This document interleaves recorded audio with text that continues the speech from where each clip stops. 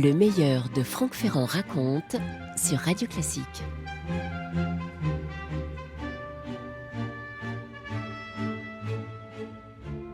Un hors-série patrimoine et balade du Parisien est en kiosque, c'est le 3e. Avec votre serviteur en couverture, on y explore d'un œil neuf et d'un pas alerte les maisons d'artistes de Paris et des alentours. Ce sont 20 promenades inattendues, avec un guide pratique sur les pas de Bourdelle et de Dubuffet, de Delacroix, de Van Gogh, de Ravel, de Cocteau, d'Aragon et Triolet. On y visite aussi l'atelier de Rosa Bonheur ou celui de Caillebotte. Vous voyez qu'on s'éloigne un tout petit peu de Paris. L'antre magique de Raymond DeVos aussi, et celui de Claude François, le légendaire moulin de Danemois. On s'en va comme ça aussi rencontrer Monet à Giverny. Bref, c'est la 20e visite que j'aimerais faire avec vous ce matin, celle d'une des demeures parisiennes d'Honoré de Balzac. Détournant le Forestier, Emeline Collet nous dit « C'est une maison blanche adossée à la colline, invisible depuis la rue. Il faut montrer patte blanche pour entrer, idéal pour Balzac, poursuivi par les huissiers. » Criblé de dettes, l'écrivain vient se cacher à Passy, au milieu des vignes, en 1840. Sur le contrat de location, il signe Monsieur de Brogniol. Le modeste 5 pièces où il a corrigé l'ensemble de la comédie humaine abrite aujourd'hui un musée tout juste rénové. C'est vrai qu'il faut aller au musée Balzac, j'aurai l'occasion de vous le redire dans le cours de cette émission, mais c'est un endroit qui a été qui a fait peau neuve et qui nous permet de nous replonger encore plus facilement dans le quotidien, dans l'atmosphère, dans la vie d'Honoré de Balzac. Au XIXe siècle, poursuit notre journaliste, un hôtel particulier masque la folie du jardin où Honoré de Balzac, 1799-1850, et oui, c'est pas mal de rappeler qu'il a vécu à peine 51 ans cet homme-là, pose ses valises pour 7 ans. C'est vrai qu'il est dans le pavillon, dans la folie, dans la petite construction, pas dans la bâtisse principale. Depuis la rue Basse, actuelle rue Rainoir, on est donc là dans le 16e arrondissement, accéder à l'appartement s'avère complexe. Il faut monter dans l'entresol, redescendre, puis traverser la cour. En cas de force majeure, une porte dérobée dans la cuisine permet également de filer à l'anglaise par la rue Berton en contrebas. C'est pratique ça, n'est-ce pas, dans ce cache-cache inouï, lancinant, éprouvant de Balzac avec ses créanciers qui auront été en quelque sorte les démons vengeurs de son existence. Ce sont ses Érigny à lui. Franck Ferrand sur Radio Classique.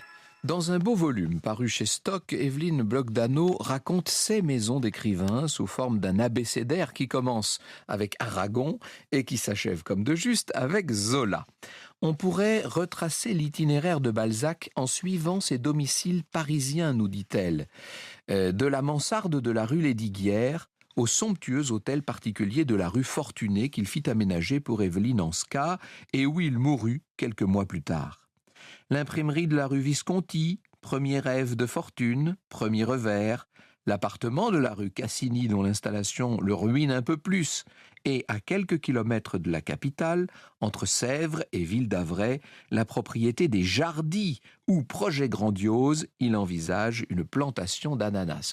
On aura peut-être l'occasion de reparler des Jardy à propos de Gambetta, on est à l'entrée de Versailles pour vous situer les choses. Hélas, poursuit Evelyne Bloch-Dano, les ananas ne pousseront jamais au Jardy. La maison sera saisie, puis mise en vente. Le grand homme est poursuivi par ses créanciers et c'est pour leur échapper qu'il loue, en octobre 1840, un modeste appartement de 5 pièces à Passy. Une aubaine, cette maison. Le logement en rez-de-jardin possède une double entrée. Oui, il faut bien comprendre ça. Vous avez l'entrée de la rue Basse, donc de la rue Rainoir si vous préférez, et puis 2 étages plus bas, rue Berton, cette entrée par une ruelle qui permet donc de s'échapper discrètement. Précaution supplémentaire, nous dit-elle, Balzac loue sous un nom d'emprunt Monsieur de Brogniol, inspiré de celui de sa gouvernante Louise Brogniot, anoblie pour l'occasion. C'est dans cette maison où il vécut 7 ans, qu'est installé le musée Balzac. Le bâtiment principal a disparu, mais le pavillon d'origine, donc celui où se trouvait l'appartement de l'écrivain, est intact. Moi qui, chaque jour depuis mon balcon, contemple un jardin, une pelouse laissée vide par la destruction du bel hôtel particulier où Balzac a fini par mourir en 1850, je ne peux que rendre grâce à ces décennies qui ont laissé intacte l'autre maison mère, celle de Passy, en quelque sorte le creuset, le berceau de la comédie humaine. Le meilleur de Franck Ferrand raconte sur Radio Classique. Et oui, voilà le mot prononcé, la comédie humaine, cet ensemble, cette œuvre proliférante d'un Balzac qui veut scruter le monde dans tous ses aspects. Aucun écrivain, nous dit André Mauroy, hors Shakespeare, n'a été l'objet d'un tel culte, aucun ne l'a mieux mérité. On a exploré et on continuera de prospecter Balzac comme un monde, parce qu'il est un monde. Et oui, le culte balzacien reste très vif aujourd'hui et c'est tellement justifié dans tous ses romans. Il y a une ambition qui est celle de décrire la nature humaine à travers le monde tel qu'il est au temps de Balzac et s'intéresser à tout le monde, à toutes les couches, à toutes les strates de la société, depuis les aspirations du grand bourgeois à la noblesse désargentée ou rayonnante, jusqu'à l'ouvrier, aux classes moyennes. Toutes les personnalités, toutes les aspirations sont là, qui s'entrecroisent, qui se répondent, qui se correspondent. Parmi tous les admirateurs du culte balzacien, de l'œuvre balzacienne, je vous propose de nous arrêter au cas de la plus précoce de toutes, si je puis dire, et même pour Balzac de la plus importante, un cas qui se manifeste, si je puis dire, au printemps 1832, ce qui veut dire que Balzac a à peine 33 ans à l'époque. Il sort d'une aventure un petit peu trop chaste à son goût avec la marquise de Castres, c'est le fameux ange de bonté qui sera le modèle de la duchesse de Langeais. Et il est intrigué par une lettre qu'il reçoit et qui est signée l'étrangère. La provenance a de quoi faire rêver. Odessa, sur la mer Noire, en Ukraine à l'époque. Honoré aimerait en savoir davantage. Il cherche un peu qui pourrait être cette admiratrice, cette mystérieuse étrangère, qui d'un côté admire certains des romans du maître, elle le lui dit, Les Chouans par exemple, qu'elle place très haut, plus haut encore pour elle, une nouvelle qui s'appelle Un épisode sous la terreur, et dont elle lui dit c'est votre chef-d'œuvre, etc. Mais elle sait aussi, comme tous les bons admirateurs, relever dans une œuvre qui possède des hauts et des bas, relever un certain nombre de faiblesses. Elle lui dit notamment qu'un de ses plus récents romans manque à ses yeux de délicatesse amoureuse. Elle est très intéressante, cette personne. Elle est très intéressante, cette mystérieuse étrangère, mais elle n'a laissé ni son nom, ni la moindre de ses coordonnées, et il n'est donc pas possible de lui répondre, à moins, se dit Balzac, à moins, puisqu'elle n'a pas laissé d'adresse, d'essayer de la retrouver par voie de presse. Et voilà comment, dans le numéro du 4 avril 1832 de la Gazette de France, on peut lire le prière d'insérer suivant. Monsieur de B a reçu une lettre qui lui a été adressée le 28 février. Il regrette d'avoir été mis dans l'impossibilité de répondre et, si ses vœux ne sont pas de nature à être publiés ici, il espère que son silence sera compris. Faut vous dire que à l'époque, la quasi-totalité des journaux français, la Gazette elle-même, sont interdits sur le territoire russe depuis la révolution de 1830. On se méfie là-bas en Russie de ces idées révolutionnaires qui pourraient venir de France comme un vent dangereux. Et les semaines passent sans aucune réponse. Quand je dis les semaines, les mois aussi. Et puis, le 7 novembre, nouvelle missive, signée encore de l'étrangère. Un instinct d'âme me fait pressentir votre être, écrit la mystérieuse correspondante. Je me le figure à ma manière et je dirais le voilà si je vous voyais. Votre extérieur ne doit point faire pressentir votre brûlante imagination. Il faut vous animer. Il faut que se réveille en vous le feu sacré du génie qui alors vous fait paraître ce que vous êtes. Et vous êtes ce que je sens, un homme supérieur dans la connaissance du cœur de l'homme. Et cette fois, l'étrangère propose un moyen d'entrer, très imparfaitement et indirectement, me direz-vous, mais d'entrer quand même en relation avec elle. Un mot de vous dans la quotidienne me donnera l'assurance que vous avez reçu ma lettre et que je puis vous écrire sans crainte. Signez-le à l'EHB. La quotidienne, c'est le seul journal français qui soit justement autorisé à pénétrer en Russie à l'époque. Alors, Balzac saute sur l'occasion, bien sûr, et dans le numéro du 9 décembre 1832 de La Quotidienne, on peut lire ces lignes. Monsieur de B, a reçu l'envoi qui lui a été fait. Il n'a pu qu'aujourd'hui donner avis par la voie de ce journal et regrette de ne pas savoir à qui adresser sa réponse, à l'EHB. Et vous l'avez compris, c'est le début d'une extraordinaire correspondance qui s'installe entre l'étrangère qui va finir par révéler son nom, Madame Anska, et même son adresse, Vierchniovnia.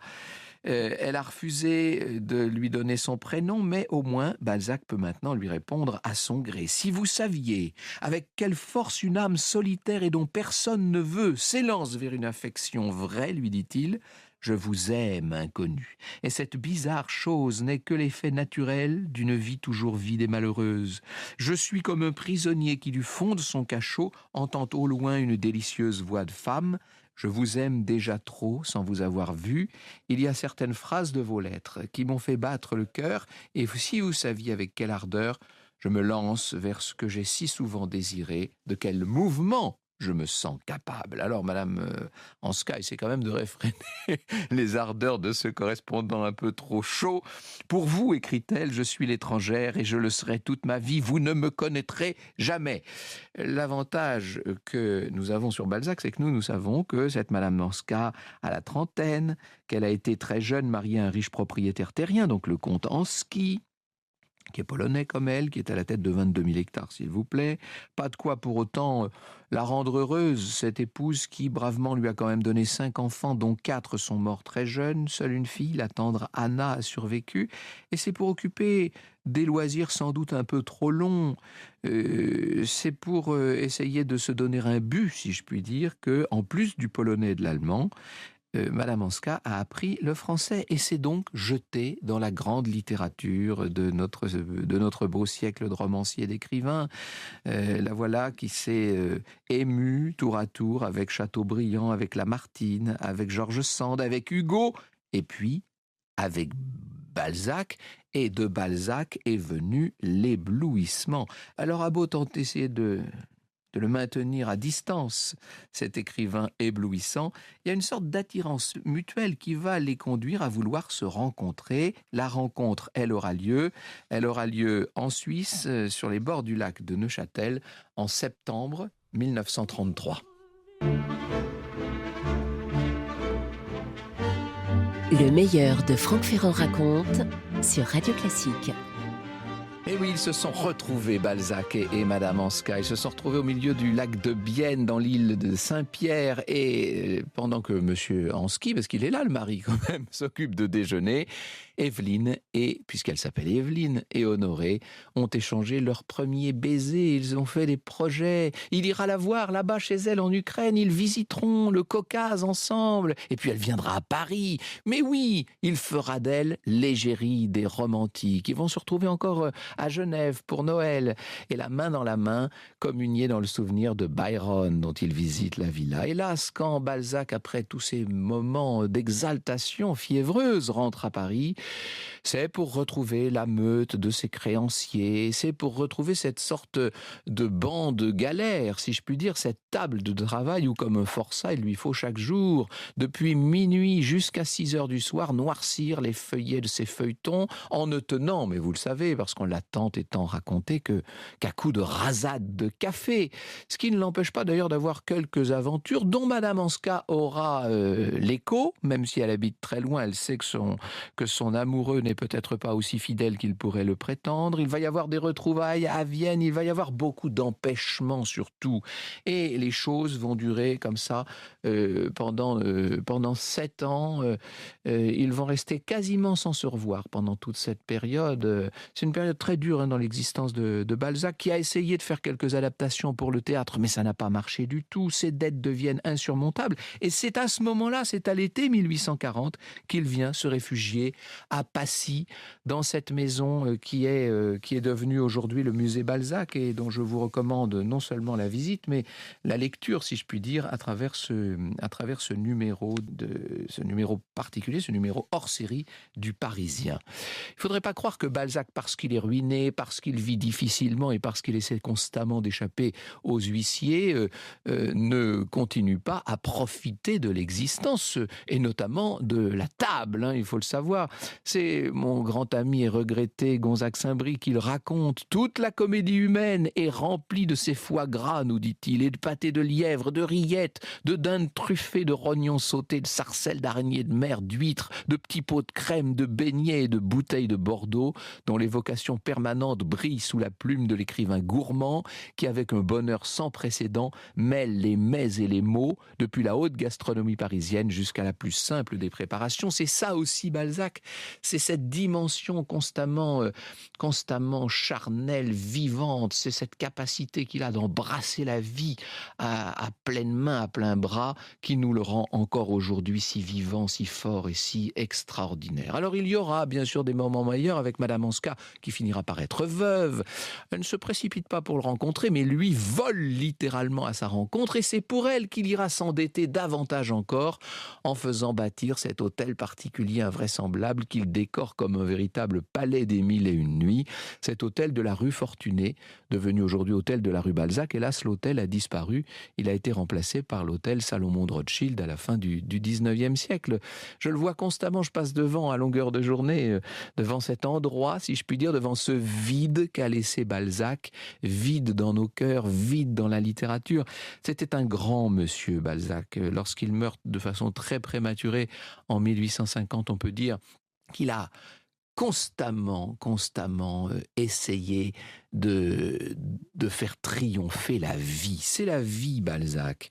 Vous savez, c'est le ministre de l'Intérieur, le jour de ses obsèques, qui s'approche de Victor Hugo et qui lui dit alors comme ça, parce qu'il voit que l'église est pleine, qu'il y a un monde fou quand même. Il dit, c'était donc un homme distingué, ce Balzac. Et là, Hugo le toise de toute la hauteur dont il pouvait être capable et lui répond, non, non, monsieur, c'était un génie. Vous écoutez Radio Classique.